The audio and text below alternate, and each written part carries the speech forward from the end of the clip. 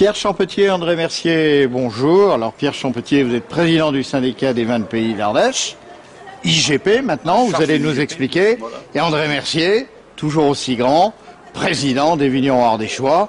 Alors, c'est le week-end le plus important en Ardèche, puisque, outre les castagnades dont on parle beaucoup, c'est la sortie des vins primeurs. Alors, André Mercier, parlez-nous de ces vins primeurs de 2010. Et une année de plus, hein. Ça fait plus de 25 ans qu'on fait des primeurs vignerons ardéchois. On a démarré il y a 25 ans avec le cépage gamay, qui est quand même emblématique. Et puis une dizaine d'années, on a fait du blanc. Depuis 3 ou 4 ans, on fait du rosé. En fait, il y a une palette aujourd'hui de vins primeurs et ça lance un peu la campagne 2010. Alors, le gamay, on connaît. Les blancs, c'est un petit peu plus nouveau avec la cuvée Aurélie. Et puis, j'ai dégusté, entre autres, le rosé hier, que j'ai trouvé fruité à souhait. C'est bien ce qu'on recherche. Donc, on y arrive. Et puis, bon, ça y est, quoi. En un mois, c'est fait, quoi. Donc, Alors, je ne vais pas vous titiller. Vous voulez concurrencer le Beaujolais ? Non, c'est pas notre... On joue pas dans le même terrain, comme on joue chez nous, bien ardéchois. Pierre Champetier, alors le syndicat des vins de pays d'Ardèche, c'est un petit peu plus large que les vignerons ardéchois, c'est-à-dire, quand je dis un peu plus large, vous englobez quoi dans ce syndicat des vins de pays d'Ardèche? Tous les gens qui produisent anciennement des vins de pays, qui maintenant sont devenus IGP tacitement depuis un an, quoi. Et donc, ça fait, on peut dire que le vigneron ardéchois représente 85% quand même. Donc il y a 15% de plus entre les deux caves indépendantes qui sont la Blachère et Saint-Just et les vignerons indépendants qui font grosso modo... Qu'on appelle les caves particulières. Voilà, les vignerons indépendants qui font 8%.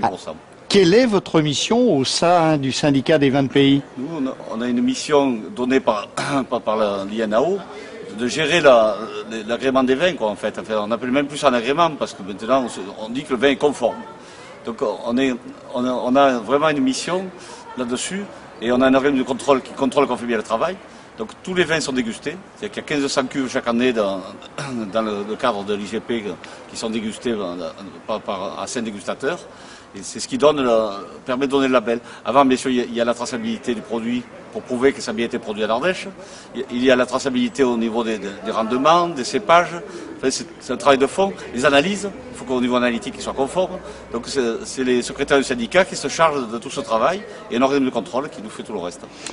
Quel chemin parcouru depuis une vingtaine ou une trentaine d'années, depuis l'époque où Jean Ferrat chantait des chansons mythiques, mais pas toujours qualitatives.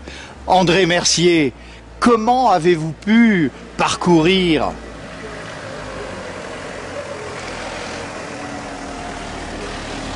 André Mercier, comment avez-vous pu parcourir un tel chemin vers la qualité? Politique de réencépagement, qualité, travail avec les œnologues, vendange en verre? Je crois que ça s'est inscrit dès le départ.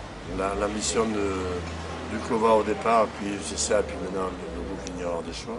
Je crois que de suite on a décidé de faire de la qualité. Et petit à petit on a gagné des parts de marché, en blanc, en rosé, on s'est refusé rien. On a une palette de vins. Donc on a bien exploité, je parle en diversité de nos terroirs.